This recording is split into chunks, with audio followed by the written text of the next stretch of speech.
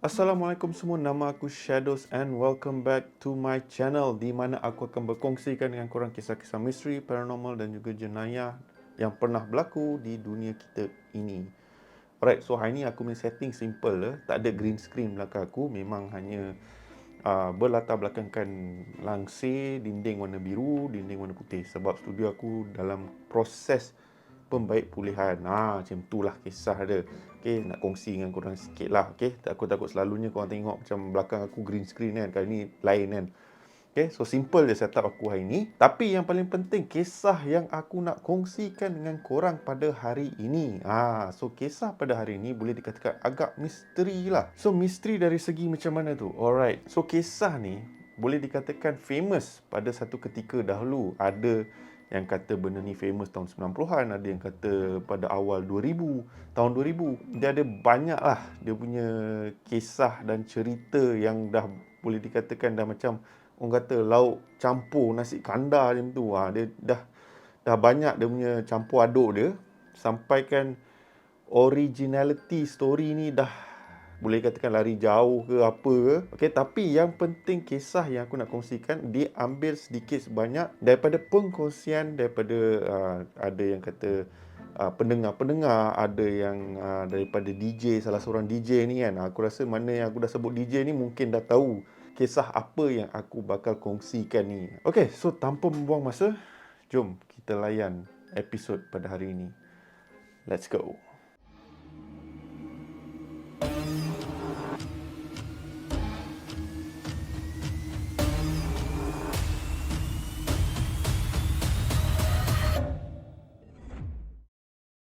Alright guys, so macam aku cakap tadi, kisah yang aku bakal kongsikan kepada korang hari ni boleh dikatakan lain dari segi misteri dia. Selalunya orang akan cakap selalunya orang akan berkongsi dari segi penampakan, perasaan dan semua benda macam tu lah. Okey, tapi kali ni dia lebih kepada pendengaran. Dia tak nampak, dia tak rasa, tapi dia mendengar. Okey. Alright, so kisah ni dikongsikan originally lah. Okey, dikatakan dikongsikan oleh seorang DJ yang agak famous pada tahun 90-an ataupun tahun awal tahun 2000 lah, macam tu lah. Okey, aku tak tahu mana satu yang betul, tapi dia dalam kategori itulah.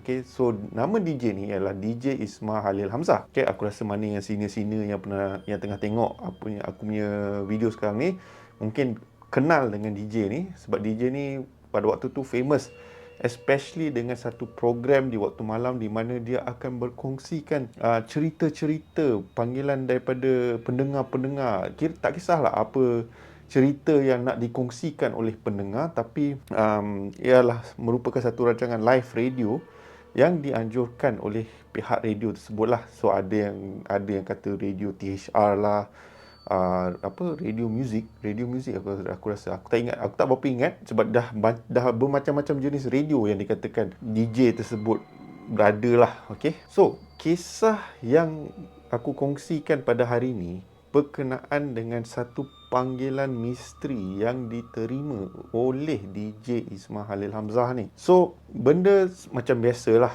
Okey, dikatakan DJ tersebut macam biasa melakukan kerja-kerja dia yang kerja-kerja DJ lah. Okey, main muzik lah dan menjadi pengacara, semua benda tu, and menerima panggilan-panggilan daripada pendengar untuk berkongsi segala jenis cerita, tak kisahlah dari segi misteri ke daripada segi pengalaman apalah. Okey, tapi satu episod ni ataupun satu momen ni lah di mana bakal mengubah segala persepsi terhadap pendengar-pendengar radio tersebut dan juga DJ Isma Halil Hamzah. Okey, so macam aku cakap awal tadi, kisah ni dia dah bercampur aduk. Okey, dia ada banyak orang panggil, kira ada banyak penceritaan-penceritaan daripada individu-individu yang lain. Okey, so aku akan ambil sedikit sebanyak daripada individu-individu tersebut, tapi dia punya main story dia, jalan cerita dia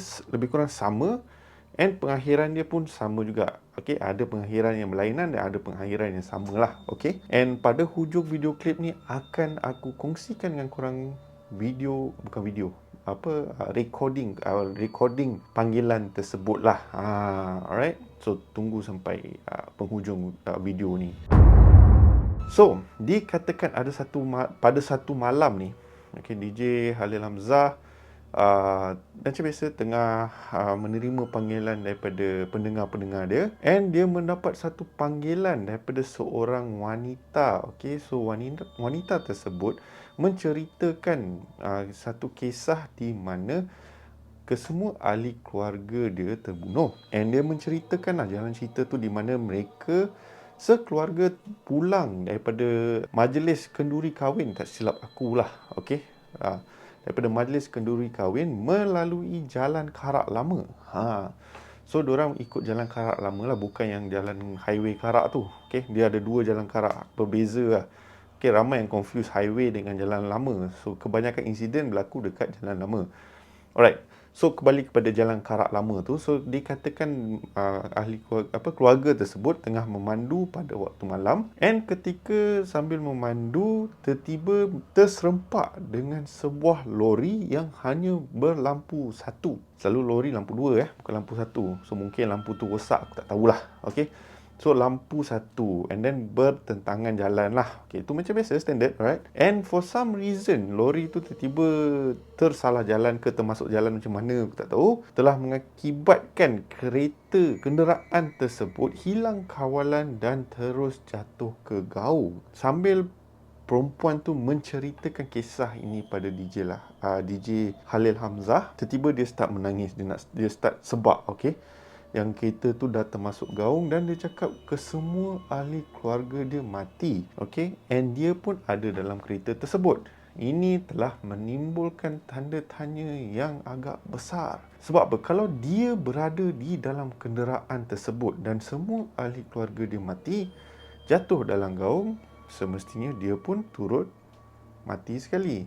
Tapi yelah, ada kemungkinan dia terselamat ke apalah. Tapi ini telah dipertegaskan oleh DJ Halil Hamzah, di mana dia argue balik dengan gadis yang membuat panggilan tadi, di mana dia cakap kalau kau yang menceritakan benda ni and keluarga kau mati and kau dalam kereta tersebut, semestinya kau pun mati.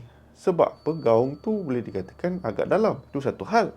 So lepas DJ Halil Hamzah tanya, tiba-tiba telefon tersebut diletakkan habis jam tu. So DJ Halil Hamzah fikir mungkin ini hanyalah panggilan prank call lah. Panggilan untuk buat kacau ke apa benda. Tapi yang mengejutkan ialah pada keesokan harinya berita mengeluarkan memang betul-betul terjadi kemalangan tersebut pada malam itu. So korang bayangkan macam mana tu. So siapa yang buat panggilan tadi? So mengikut DJ Halil Hamzah, dikatakan mungkin ada pendamping ataupun apa-apa benda lah, sekitar jin ke apa ke, yang membuat panggilan dan menceritakan kisah tersebut. Bila jin pun pandai menggunakan telefon. So itu misteri. Tapi macam aku cakap tadi, ada banyak cabang cerita ni. Ada yang mengatakan ketika panggilan telefon tersebut, bila diceritakan semua benda tu, dia insiden yang sama, memandu kereta daripada sesuatu majlis nak pulang ke KL lah, ataupun ke mana-mana diorang nak pulang, mengikuti jalan Karak Lama dan ditimpa kemalangan. Tapi ada satu yang bagi aku agak mengerikan is that lepas DJ tersebut menanyakan soalan, macam mana kau boleh buat panggilan bila kau sudah mati, and tiba-tiba terdengar suara mengilai yang kuat daripada panggilan tersebut. And semua dalam studio radio tersebut, semua dalam keadaan senyap, tergamam. Like, apa yang dah berlaku? Diorang pun untuk menenangkan diri, diorang pun start pasang muzik and try nak fikir balik apa yang dah terjadi. Ada yang try untuk mencari balik recording tu, sebab selalunya bila diorang buat live radio semua, adalah recording dia. Tapi bila diorang pasang balik recording tu, hanya terdengar suara DJ tersebut sahaja yang sedang bercakap. Tak dengar pun suara wanita tersebut. Dan dia ada juga kisah di mana lelaki yang buat panggilan tersebut. So dia ada macam-macam lah. Tapi jalan cerita tetap sama. Mereka menggunakan jalan karak lama dan ditimpa kemalangan. So, betul atau tidak benda ni pernah terjadi? Allahualam, kita tak tahu, okey. Tapi ramai yang dikatakan pada malam itu yang dengar siaran radio tersebut berkongsilah, diorang berkongsi yang memang benda tu betul-betul terjadi dan diorang pun dengar, especially yang part mengilai itulah. Yang tu yang paling ramai yang kata benda tu berlaku. Sampaikan satu tahap segmen tersebut diberhentikan. Okey, DJ tersebut pun berhenti kerja lah, apalah, macam-macam lah cerita dia. Okey, tapi yang tu semua tak penting sebab yang penting yang kongsikan berkenaan dengan panggilan misteri tersebut. Aku pernah dengar benda ni once, kira zaman sekolah dulu lah. Boleh dikatakan famous lah, dibahaskan semua like tiba-tiba, kau pernah dengar cerita pasal panggilan misteri tu kan, tiba-tiba ada hantu buat telefon, buat phone call lah, apalah semua. Time tu yalah internet tak ada kan. Pada awal time tu awal-awal lagi lah internet dah ada, tapi nak mencari benda tu tak dapat. So yang mana tak dapat dengar benda tu, it's like macam rasa ingin tahu macam mana benda tu boleh call semua benda tu kan. And aku rasa benda ni bukan benda yang pertama kali terjadi pada pengacara radio ke ataupun mereka-mereka yang buat live radio, especially live radio ataupun live telecast di mana ada entiti-entiti yang membuat gangguan ke. Bukan perkara yang barulah, ada je. Okey, contohnya tak silap aku jenis yang selalu dengar Casey, alright, Casey yang mana korang tahu Casey ni banyak menceritakan kisah-kisah seram daripada pendengar-pendengar. Dia pun buat live radio, live podcast dia, semua benda tu. Dia pun ada juga, tak silap aku, dia ada kongsi pengalaman di mana dia diganggu ketika membuat live radio. Especially bagi aku, bila kisah-kisah seram ni bukan satu benda yang baru lah. Ada je akan ada gangguan-gangguan yang tak diingini.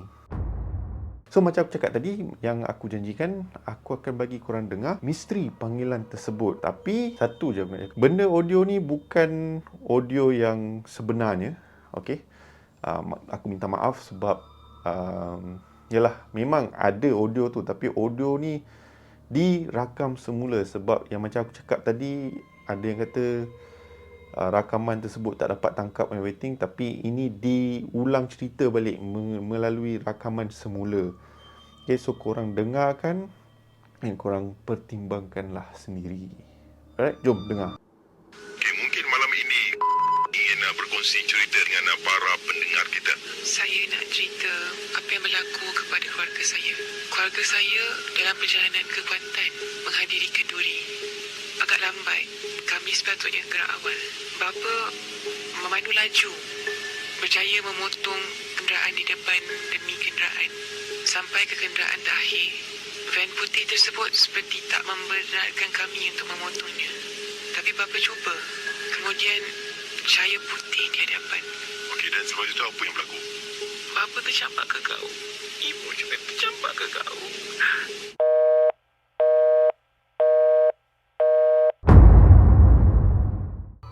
Macam dia singkat je dia punya cerita dia, and tak adalah mengilai-ngilai semua. Aku tak nak masukkan yang tu semua benda tu.